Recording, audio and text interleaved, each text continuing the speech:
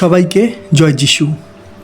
প্রভু যীশু খ্রিস্টের শক্তিশালী নামে আমি আপনাদের প্রত্যেককে হৃদয় দিয়ে স্বাগত জানাচ্ছি আমার এই চ্যানেল জীবন্ত ঈশ্বরের মণ্ডলীতে। আশা করি আমার প্রভুর আশীর্বাদে আপনারা প্রত্যেকেই সুস্থ সবল আছেন। একমাত্র ঈশ্বরেরই গৌরব হোক, আমেন। আমি ঈশ্বরকে ধন্যবাদ দিই সেই অল্প কয়েকজন মানুষের জন্য যারা প্রতিনিয়ত ঈশ্বরের ধন্যবাদ ও গৌরব করছেন। ঈশ্বরের শান্তি আপনাদের প্রত্যেকের গৃহে বর্তুক, আমেন। আসুন আমরা প্রার্থনা করে আজকের অনুষ্ঠান শুরু করি। হে স্বামীন, তুমি আকাশ, পৃথিবী, সমুদ্র এবং এই সকলের মধ্যে যাহা কিছু আছে সমস্তেরই সৃষ্টিকর্তা। তোমার নিঃস্বার্থ প্রেমের জন্য তোমায় ধন্যবাদ জানাই। ধন্যবাদ জানাই তোমার পবিত্র জীবন্ত বাক্যের জন্য, যার দ্বারা তুমি এই মণ্ডলীর প্রত্যেকটা মানুষকে গড়ে তুলেছ তোমারই পবিত্র যিশু নামে। প্রভু গো, তুমি তোমার প্রত্যেকটা দাসীদিগকে সম্পূর্ণ সাহসের সহিত তোমার বাক্য বলার ক্ষমতা দাও। তোমার রাজ্যের কাজ করার বুদ্ধি ও শক্তি প্রদান করো, যেন তোমার এই মণ্ডলীর দ্বারা প্রচুর মানুষই জানতে পারে তোমার জীবন্ত বাক্যের নিগুড় তত্ত্ব। তোমার ইচ্ছানুসারেই যেন আমরা প্রত্যেকে তোমার রাজ্যের কাজ করে তোমাকেই খুশি করতে পারি। এই প্রার্থনা প্রভু যীশু খ্রিস্টের নামে চাইলাম, আমেন। হালেলুয়া। আজকের বিষয়, এই পথে ক্ষমা আছে। হ্যাঁ, আমি আবারও বলছি, আজকের বিষয় এই পথে ক্ষমা আছে। আজকের এই বিষয়টা জানার পর আমাদের জীবন থেকে একটা বড় ভুল ভেঙে যাবে, যা আমরা এতদিন ভুলভাবে বুঝেছি। তাই আজকের বিষয়টা একটু মনোযোগ দিয়ে শুনবেন। আজকের বিষয়টা বোঝার জন্য প্রথমে আমরা একটা বাক্য দেখি। আমরা দেখি যিশাইয়া 55 অধ্যায় 6 পদ। সদাপ্রভুর অন্বেষণ করো যাবৎ তাহাকে পাওয়া যায়, তাহাকে ডাকো যাবৎ তিনি নিকটে থাকেন। ঈশ্বরের একটা বাক্যের প্রতি মনোযোগ দিন। লেখা আছে, ঈশ্বরকে ততক্ষণই খুঁজতে হবে যতক্ষণ না তাকে পাওয়া যাচ্ছে। ঈশ্বরকে বিশ্বাস করে ডেকে যাও, কেননা তিনি তোমার কাছেই আছে। হালেলুয়া। দেখুন, এই বাক্যটা পড়লে খুবই আনন্দ লাগে, তাই না? তাই তো বাইবেলের কিছু কিছু বাক্য পড়ে প্রচুর মানুষই হালেলুয়া আর আমেন বলে চিৎকার চেঁচামেচি করে, কিন্তু বুঝতে চেষ্টা করে না যে কখন আর কি করলে আমাদের জীবনে বাক্যটা ফলবে। দেখুন, ভালো করে বোঝার চেষ্টা করুন। আমরা পরের পদটা দেখব। আমরা দেখি যিশাইয়া 55 অধ্যায় 7 পদ। দুষ্ট আপন পথ, অধার্মিক আপন সংকল্প ত্যাগ করুক এবং সদাপ্রভুর প্রতি ফিরিয়ে আসুক, তাহাতে তিনি তাহার প্রতি করুণা করিবেন। হালেলুয়া। কি লেখা আছে? তুমি যে পথে চলছো সবার আগে সেই পথটা ত্যাগ করো। নিজের ইচ্ছানুসারে চলা, নিজের চিন্তাধারায় চলা বন্ধ করো। তবেই তুমি ঈশ্বরের দিকে ফিরতে পারবে ও তিনি তোমার প্রতি করুণা করবেন। হালেলুয়া। তাই তো ঈশ্বর চান যেন প্রত্যেকটা মানুষ তার দিকে ফিরে আসে। কিন্তু আজ কি হচ্ছে? যা খুশি তাই করব, পাপের পর পাপ করে যাব, মিথ্যে আর মন্দের মধ্যে চলব, আর প্রার্থনায় বসলেই ক্ষমা চেয়ে নেব, তাই না? কেননা লেখা আছে আমাদের ঈশ্বর ক্ষমার ঈশ্বর। দেখুন, ভালো করে বুঝবেন, আমরা বাইবেল পড়ছি না, আমরা নিজেদের ঠকাচ্ছি। আমি আবারও বলছি, আমরা বাইবেল পড়ছি না, আমরা নিজেদের ঠকাচ্ছি। হ্যাঁ, কেননা আমরা বাইবেল থেকে শুধুমাত্র সেই বাক্যগুলোই পালন করে থাকি যে বাক্যগুলো আমাদের মনের মতো হয়, কিন্তু যে বাক্যের দ্বারা আমাদের দোষগুলো ধরা পড়ে যায় আমরা সেই বাক্যগুলোর উপর গুরুত্ব দিই না, তাই না? এই দিকে আমরা বলে থাকি যে আমরা ঈশ্বরের সন্তান, আমরা বিশ্বাসী, আমরা প্রভুর পথেই চলছি।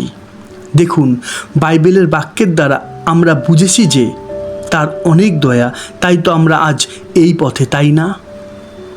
ঈশ্বরের দয়া মানব জাতির উপরে এতটাই যে যদি সারা দিন সারা রাতও তার কথা বলি, তার ধন্যবাদ করি, তবু অনেক কম হবে, কেননা তার দয়া অনন্তকাল স্থায়ী। তাই তো আমি আজকের বিষয়ের নাম দিয়েছি, এই পথে ক্ষমা আছে।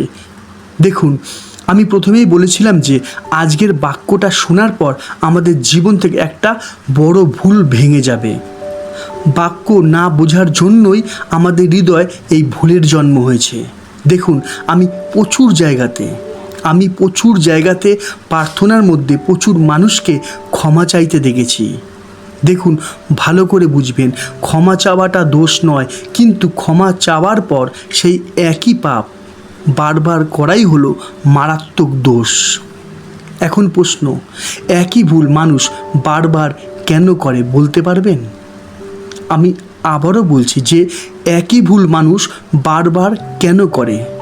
কারণ একটাই, ঈশ্বরের বাক্য সঠিকভাবে যারা বোঝে না তারাই একই ভুল বারবার করতে থাকে। কেননা তাদের চিন্তাধারা বারবার ভুল করতে থাকবো আর বারবার ক্ষমা চাইতে থাকবো।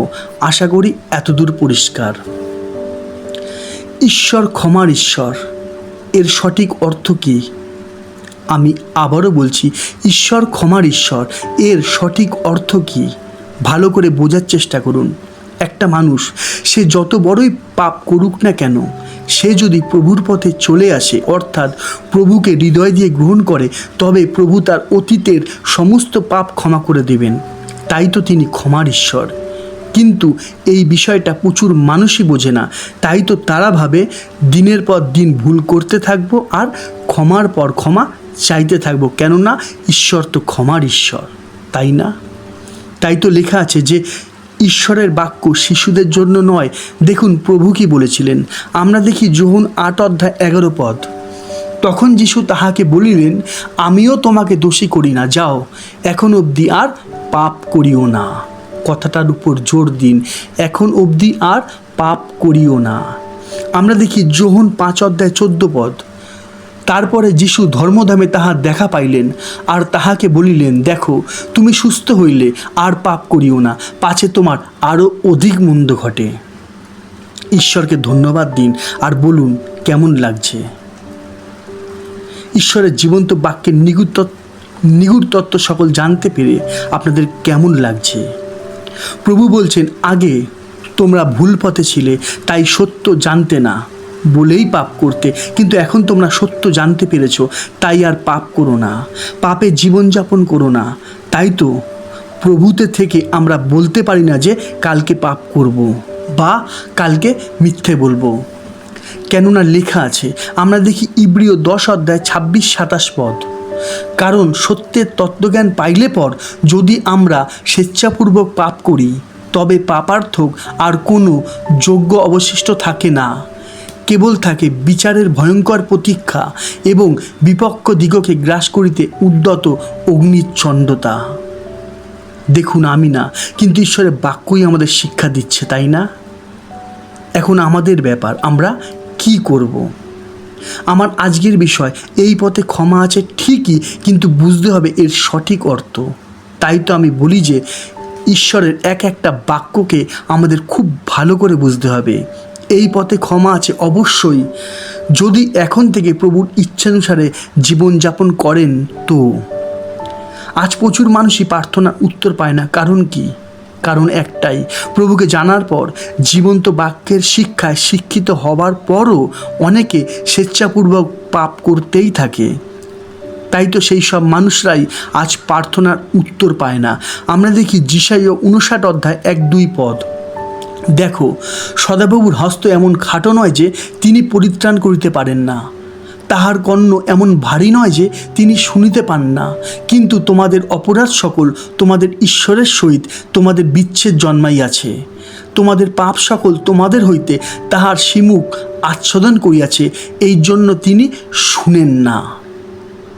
একটু গ্রাহ্য করুন, আশা করি সমস্তই পরিষ্কার, তাই না? দেখুন, আমরা শয়তানের সঙ্গে লড়তে পারি, কেননা প্রভুর বাক্য আমাদের শক্তি দেয়, তাই না?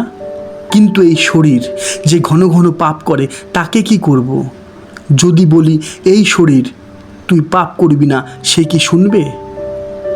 যেমন কেউ কেউ বলে থাকে যে কি করব, জগতে আছি তাই হয়ে যায়। এখানে থাকতে গেলে কি সব বাক্য পালন করা যায়? আর এই মন্দ মন্দ চিন্তাধারাই একটা মানুষকে পাপের পর পাপ করতে সাহায্য করে। আর আমরাও এই ভেবে পাপ করতেই থাকি যে প্রভু তো ক্ষমার ঈশ্বর, তাই না? আমরা দেখি ঈশ্বরের বাক্য আমাদের এই বিষয়ে কি বলছে। আমরা দেখি গীত সংহিতা 130 অধ্যায় 3-4 পদ। হে সদাপ্রভু, তুমি যদি অপরাধ সকল ধরো, তবে হে প্রভু কে দাঁড়াইতে পারিবে? কিন্তু তোমার কাছে ক্ষমা আছে, যেন লোকে তোমাকে ভয় করে। অর্থাৎ ঈশ্বর চায় আমাদের ক্ষমা করতে, আমাদের পবিত্র করতে, আমাদের তার সন্তান বলে ডাকতে। তাই তো সে ক্ষমা করেন। কিন্তু তার ক্ষমা করার পিছনে উদ্দেশ্য একটাই, যেন মানুষ তাকে ভয় করে। অর্থাৎ পাপের ক্ষমা পাওয়ার পর যেন আর পাপ না করে। কিন্তু আজ কি হচ্ছে? আশা করি আজকের বিষয় এই পথে ক্ষমা আছে, কিন্তু কখন? আমাদের প্রত্যেকের কাছেই কিন্তু পরিষ্কার, তাই না? ঈশ্বর প্রত্যেককে তার জ্ঞানে জ্ঞানবান করুন। আমেন। ঈশ্বরের শান্তি, ঈশ্বরের বাক্যে বিশ্বাসী প্রত্যেক ভাই বোনেদের গৃহে বর্তুক। আমেন। আজ এতটাই। আবার দেখা হবে ঈশ্বর জীবন্ত বাণীর নতুন কোনো শিক্ষা নিয়ে। ততক্ষণ সবাইকে জয় যিশু, জয় যিশু, জয় যিশু।